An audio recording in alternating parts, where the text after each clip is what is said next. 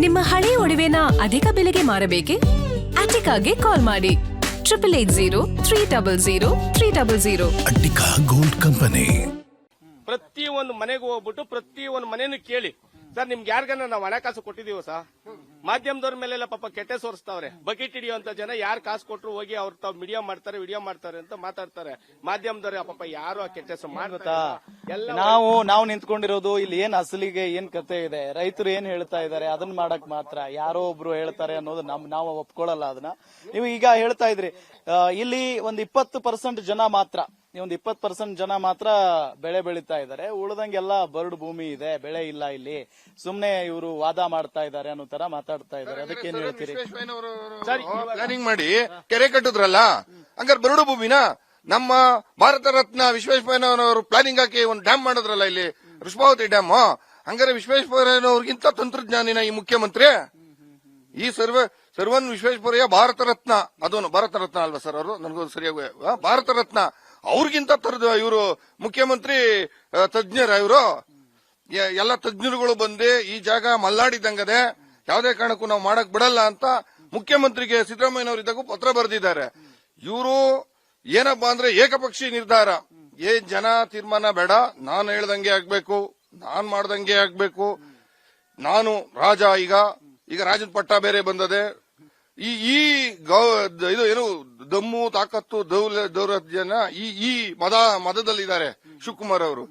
ಹಂಗಾರೆ ವಿಶ್ವೇಶ್ವರಯ್ಯನವರು ಈ ಕಡೆ ಭಾಗಕ್ಕೆ ಸರ್ ಅವ್ರು ಹೇಳ್ತಾ ಇರೋದು, ಈ ವಿಪಕ್ಷಗಳು ಜೊತೆ ಕುಮಾರಸ್ವಾಮಿ ಅವರ ಹೆಸರನ್ನು ಮೆನ್ಷನ್ ಮಾಡಿದ್ದಾರೆ, ಇವರೆಲ್ಲ ಸೇರಿಸ್ಕೊಂಡು ಇವ್ರ ಕುಮ್ಮಕ್ಕಿನಿಂದ ಕೆಲವೊಂದಿಷ್ಟು ರೈತರು ಈ ರೀತಿಯಾಗಿ ಮಾಡ್ತಾ ಇದ್ದಾರೆ. ನೋಡಿ ಸರ್, ಯಾವ ಪಕ್ಷ ಗಿಕ್ಷ ನಮಗ್ ಬೇಕಿಲ್ಲ ಸರ್. ನನ್ ಮನೆ ಹಾಳಾಗೋಗ್ಬೇಕಾದ್ರೆ ಯಾವ ಪಕ್ಷ ಕಟ್ಕೊಂಡು ನನಗೇನ್ ಸರ್? ನನ್ ಮನೆನೇ ಹಾಳಾಗೋಗ್ಬೇಕಾದ್ರೆ ಕುಮಾರಸ್ವಾಮಿ ಕಟ್ಕೊಂಡೇನು, ಯಡಿಯೂರಪ್ಪನ್ ಕಟ್ಕೊಂಡೇನು, ಡಿಕೆ ಕಟ್ಕೊಂಡೇನು? ನನ್ಗೆ ನನ್ ಬದುಕುಳಿಸ್ಕೊಬೇಕು, ನನ್ನ ಹೋರಾಟ ಅದು.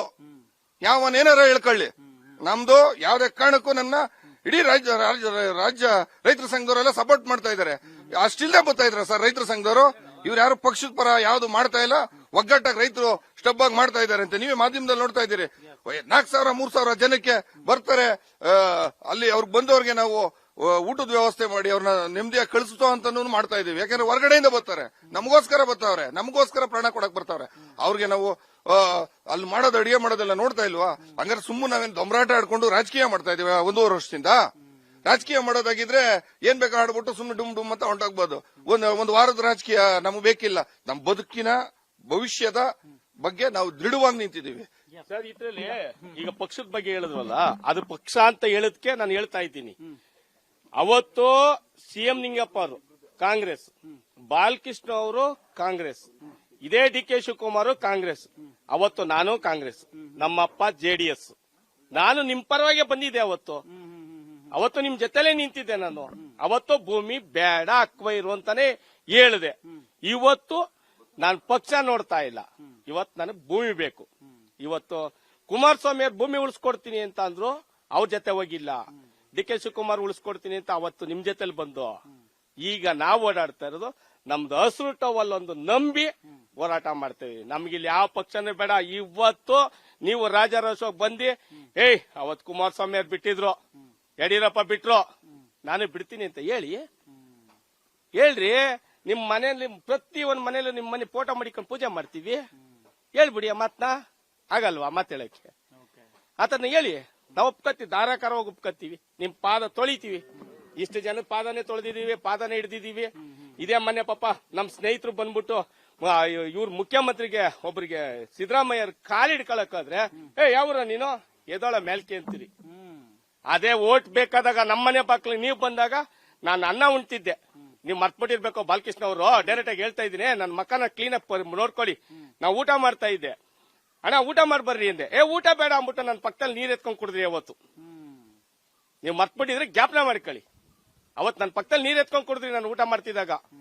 ಇವತ್ತು ನಮ್ಗೆ ಇಸಾ ಕೊಡ್ತಾ ಇದ್ದೀರಾ. ಅವತ್ ನೀರ್ ಕುಡಿದ್ಬಿಟ್ಟು ಯಾಕೆ ಕೆಲಸ ಮಾಡ್ತೀರಿ? ಕುಮಾರಸ್ವಾಮಿ ಮೇಲೆ ಎತ್ತಾಕ್ಬೇಡಿ, ಬಾಲಕೃಷ್ಣ ಅವ್ರ ಮೇಲೆ ಎತ್ತಾಕದ್ ಬೇಡ, ಡಿ ಕೆ ಶಿವಕುಮಾರ್ ಮೇಲೆ ಎತ್ತಾಕಳದ್ ಬೇಡ, ನಮ್ಮೆಷ್ಟು ಕಿರಾಕ್ ಬಿಟ್ಕೊಡಿ. ಅಮ್ಮ ಏನ್ ಹೇಳ್ತೀರಿ? ಈಗ ಭೂಮಿ ತಗೊಳೋದಕ್ ನಿಂತ್ಕೊಂಡಿದ್ದಾರೆ, ಕೊಡ್ತೀರಾ? ನಾವು ಕೊಡಲ್ಲ. ಯಾಕೆಂದ್ರೆ ನಾವು ಅದನ್ನೇ ನಂಬ್ಕೊಂಡ್ ಮಾಡ್ತಾ ಇದೀವಿ, ನಾವೇ ಕೊಡೋಣ. ಎಷ್ಟು ಎಕರೆ ಇದೆ ನಿಮ್ ಭೂಮಿ? ನಮ್ದು 1.5 ಎಕರೆ ಐತಿ. ಏನ್ ಬೆಳೀತಾ ಇದೀರಿ ಅಲ್ಲಿ?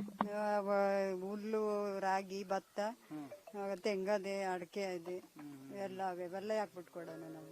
ಅಲ್ಲ, ಬಟ್ ಅವರು ಬೇಕೇ ಬೇಕು, ನಾವು ತಗೋತೀವಿ ಅಂತ ಹೇಳ್ತಿದ್ರೆ ಏನ್ ಮಾಡ್ತೀರಿ ನೀವು? ಕಾರಣಕ್ಕೂ ಕೊಡಲ್ಲ, ಬಿಟ್ಕೊಡಕ್ ಆಗಲ್ಲ. ಅಮ್ಮ, ಏನ್ ಹೇಳ್ತೀರಿ? ನಾವು ಬಿಟ್ಕೊಡಲ್ಲ ಸರ್, ಯಾವ್ದೇ ಕಾರಣಕ್ಕೂ ನಮ್ ಜಮೀನುಗಳು ಮಾತ್ರ ನಾವು ಬಿಟ್ಕೊಡಲ್ಲ. ಗ್ಯಾರಂಟಿ ನ್ಯೂಸ್, ಸುದ್ದಿ ಖಚಿತ, ನ್ಯಾಯ ನಿಶ್ಚಿತ.